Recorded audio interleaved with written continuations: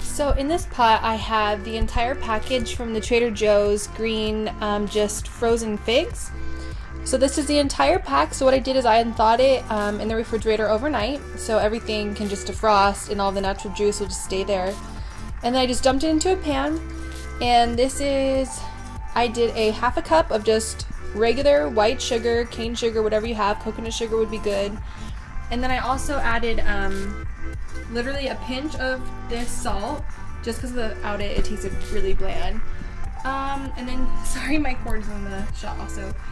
And then I used a little, probably like, I don't know, I would say half a capful of almonds, so that'd probably be like a half a teaspoon. And then an entire cap of vanilla, and that'd probably be like a whole teaspoon. You could probably even go a tablespoon. I'll probably actually end up adding more.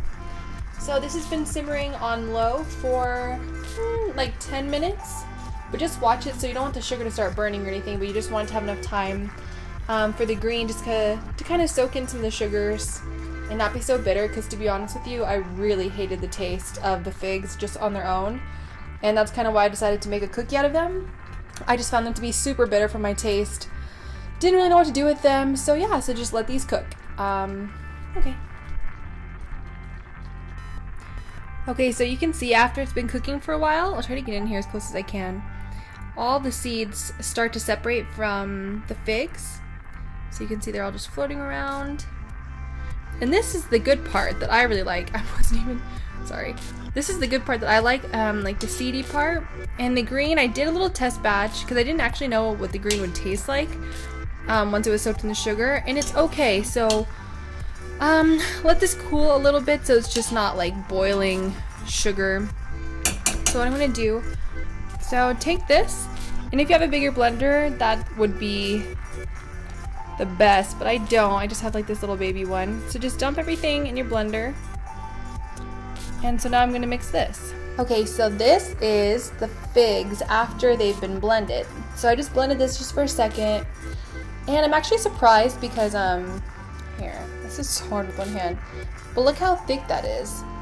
I mean, it came out to be super thick. And I said I'm surprised because when I started cooking with these figs, when I first opened them, I even said in the video, and I'm gonna leave it, that I really didn't like it, but after I blended them, you guys, they're really good. They're, and I don't really know why, but it kind of tastes buttery. It has like a super kind of, I have no other way of saying it but butter. I mean, it kind of tastes like butter, to be honest with you.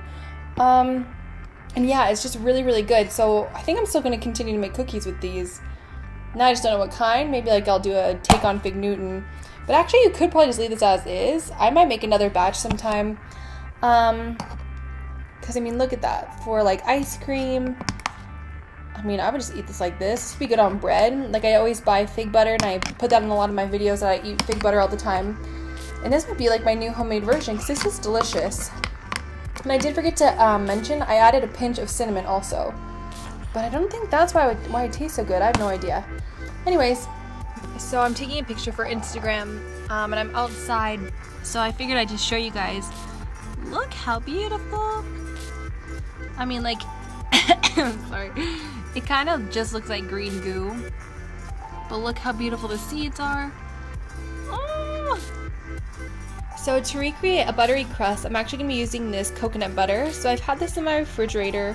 I literally never use it. It might be past expiration date, I'm not sure. But so what I'm going to do is I'm going to keep this cold, and I just broke it into chunks. This is about, I don't know, less than a half a cup of coconut butter. So I'm going to put in the food processor, just like how you would if you were making a buttery crust for like a pie. And then this is so far 2 cups of oatmeal powder. So that's just blended oats. And so I'm going to blend this.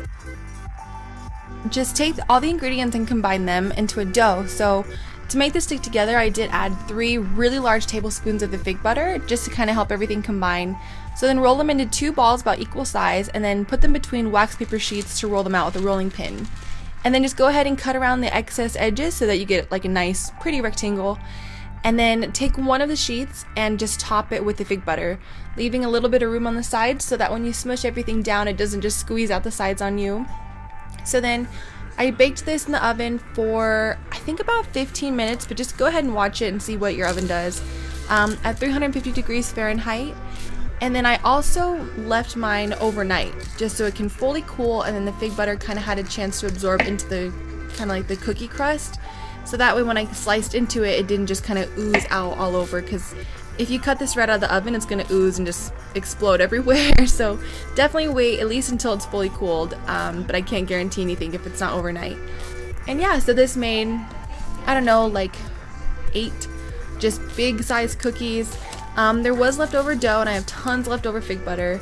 So this is just kind of my experiment, and yeah.